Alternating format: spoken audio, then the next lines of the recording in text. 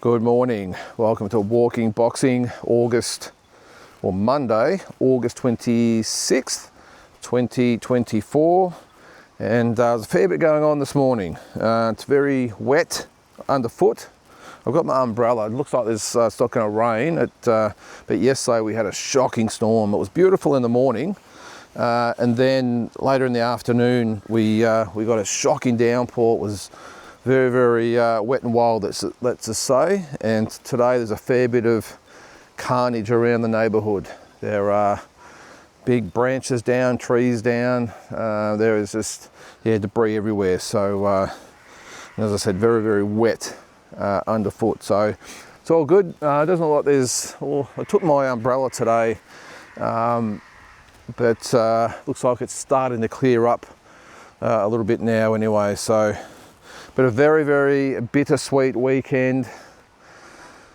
Yesterday at Marvel Stadium in Melbourne, my boys, Carlton, in front with 12 seconds to play. And as seems to be the Carlton way, they found a way to lose it. And they lost by 2 points. So not a very, very happy chappy was I. However, the sweet turned out to be that after our game, the Port Adelaide Footy Club came to the rescue and beat Fremantle in Perth to give us save our final spot. So we are in the finals, but we've lost 6 of our last 8. We literally have half our team out. And when I say half the team, I'm saying half the team.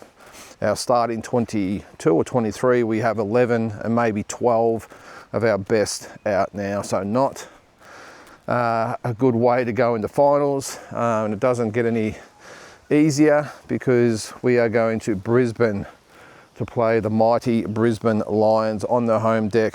We were eliminated by them last year in the preliminary final, although we did beat them in round 1 this year by a point after coming from about, I think it was 46 points down. So anyway, all you got to do is qualify, and that's what we've done. So all the best to the boys. I think looks like we're going to get about 6 players back. So anyway, but yeah, very difficult day in my household yesterday because I was not happy and then I was happy. But anyway, enough of the football.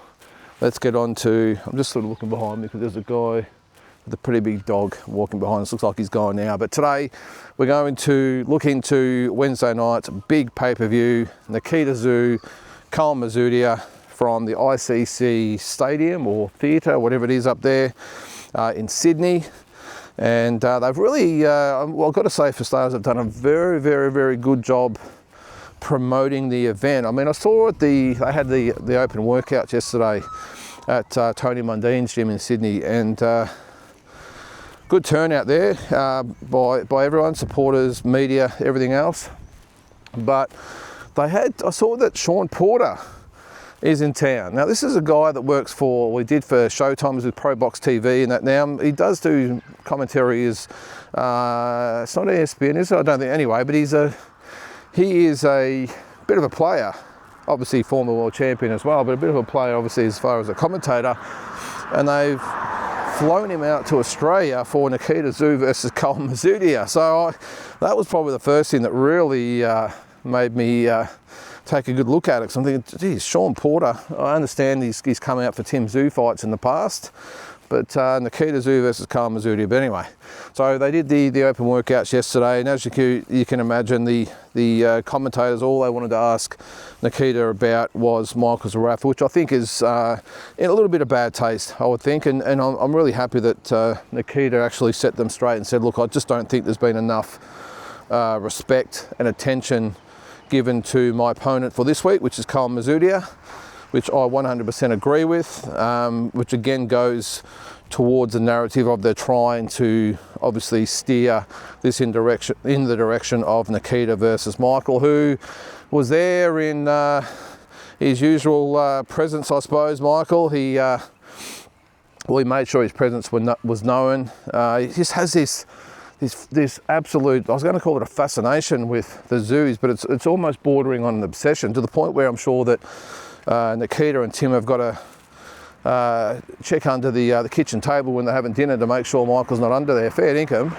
Every opportunity that he gets, he's talking about the Tszyu brothers. Now, I get it. I understand they're building the narrative towards a potential fight, and that's cool. Good on him. I think he understands that this is probably his last real shot at it. So, hey, no dramas whatsoever with doing it. But, geez, you'd have to, if you're sitting there watching TV at night, you'd probably get startled, because you'd probably see Michael Zarafa's face in the window, peeking through the curtains to see what's going on, or jumping out of the cereal or whatever it might be. But I did see he walk past Nikita and said, I'll see you soon, boy, or something like that. Which, look, again, I get it.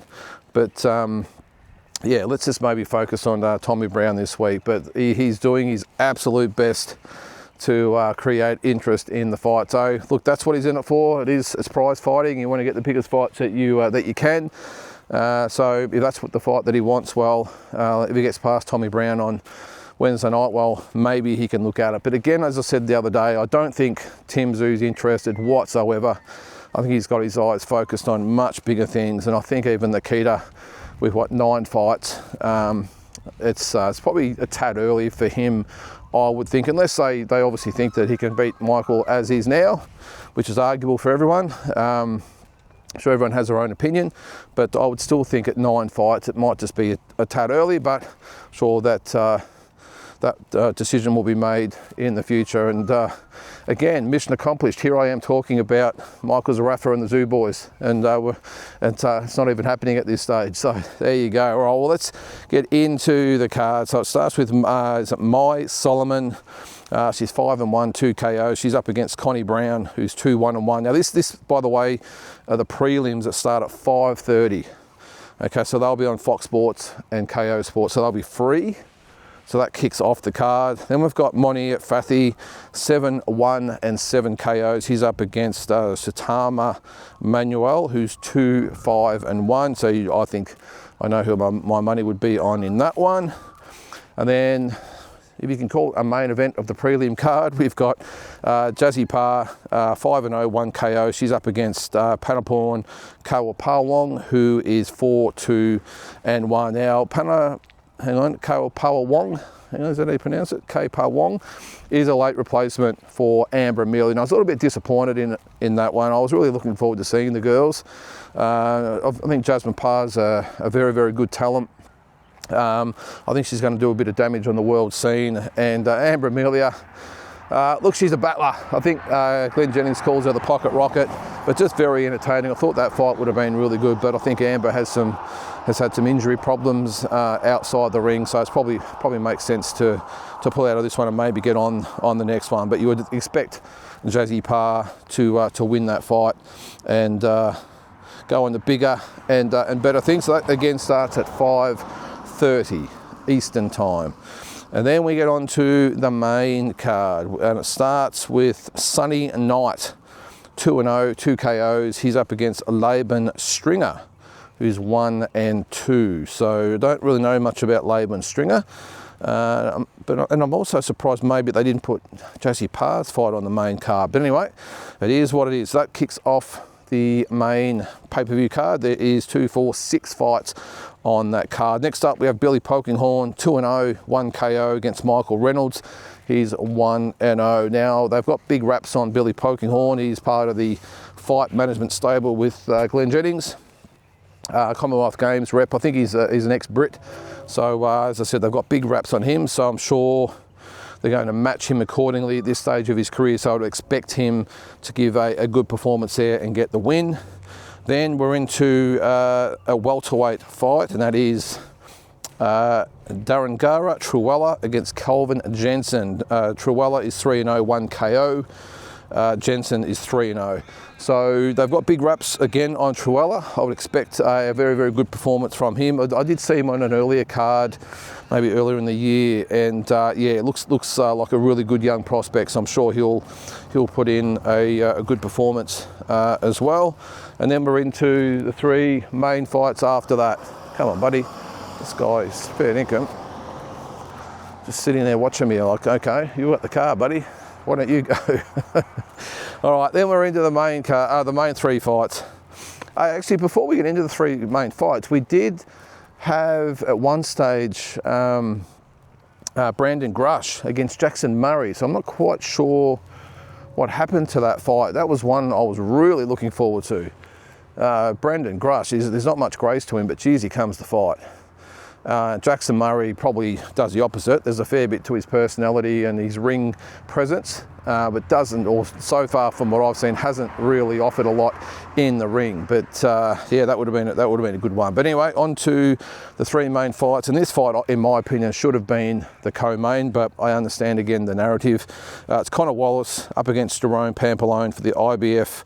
It's a world title eliminator at light heavyweight. So Connor Wallace 13-1, 10 KOs up against Jerome Pampalone 18-1 with 11 KOs. Pampalone, of course, coming off that loss to Milak Zanid, who went on to fight Dimitri Bivol. So really looking forward to that one. That should be a ripper, that one.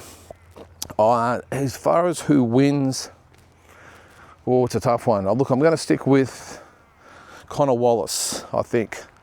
But I would not be surprised if Pampalone wins because he's got some ability. But I'm going to stick with Connor Wallace. I think he can get the job done and maybe fight for a world title later in the year. And then what is the co-main event? Michael Zarafa, 31-5, 19 KOs up against Tommy Brown, 45-8-2 with 19 KOs. Look, forgive me again.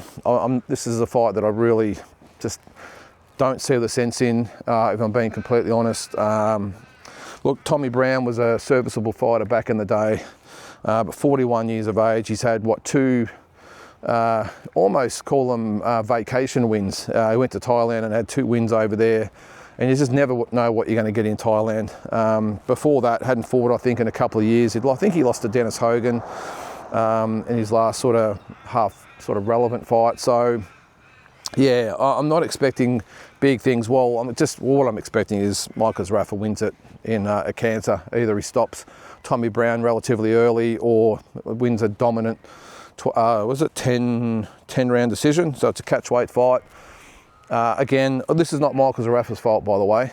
I would think that, I think I said in my video the other day, I think if he sat down with No Limit and they said, well, who do you want to fight? I doubt he would have said Tommy Brown. But I do understand they want to get him a highlight reel win, I would think.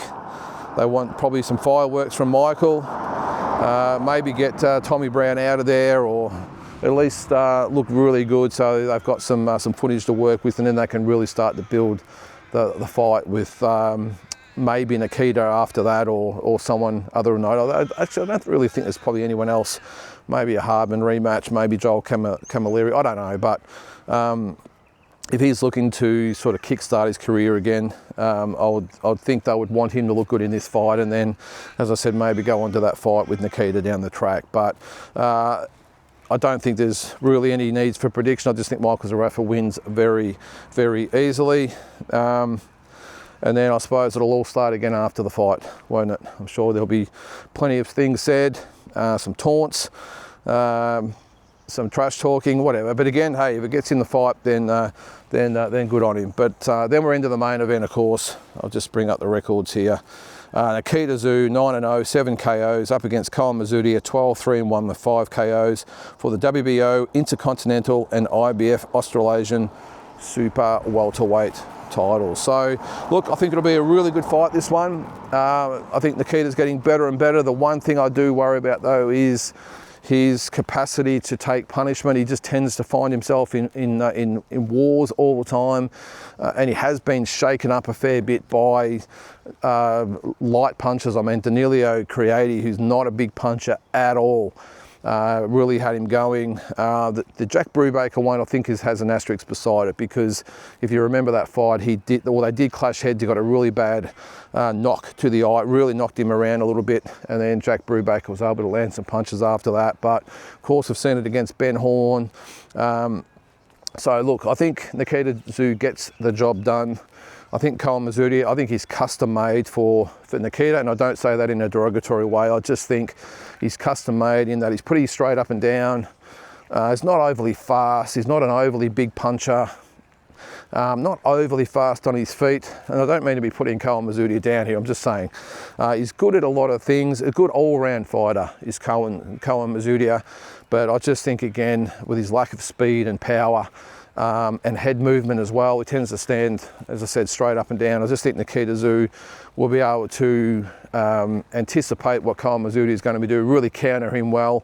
And I think he really starts to pick holes through Koen Mazoudier. I think, I would hope, or I would expect his best probably avenue to the win for Nikita, I think that probably plays the percentages and doesn't get him into another war, is to do exactly that, to wait for Koen Mazoudier to come to him and pick him off from a little bit of long range. I'm not saying box him and run around the ring. I'm just saying stand in front of him, but make him punch first and then counter him. Don't punch first, because that's when he's going to be open for those counters from Koen. And I think Koen he'll come to fight, and that's what I love about Koen Mazoudier. He will come to fight. So I think if Nikita just holds the line, as they say, and just waits for Koen, he will come at Nikita, and that will allow Nikita then to counter him and look for the openings and the holes. And I think potentially he could get Koen Mazoudier out of there in the later rounds. So probably 7, 8, 9 rounds, I think. But if not, I'm pretty confident we'll get a clear-cut win by Nikita. And then I suppose it's what happens after that. Again, I think 10 fights is a little bit early to maybe look at the calibre of someone like a Michael Zarafa. Not to say he couldn't win that fight, by the way, but I would just be surprised if they rush straight into that. However, everything they're doing at the moment does seem to point that they want that fight soon. No limiter pushing for it. Main event seem to be pushing for it. But Nikita Tszyu just going about his business at the moment. I'll just take this off the little fella here. There we go. Good boy. We're just in the home gates now. So, well, that's my little preview of Wednesday's event. I think it's $69.95. So get on and support the event. I know a lot of people out there don't like to pay that amount of money for an Australian show, and I get that, but it is going towards a good cause. This is going to be a really good card of fights, and I'll be buying it. Now, just on the fight on Wednesday night from 7 o'clock, so 7 p.m. Australian time, I will be going live for the watch along. So if you can't watch it, or you don't want to watch it, but you want live updates, then I will be doing the live watch along. So as I said, 7 p.m. on the Boxing Deep Dive YouTube channel. So guys, have a great day, and we'll catch you tomorrow.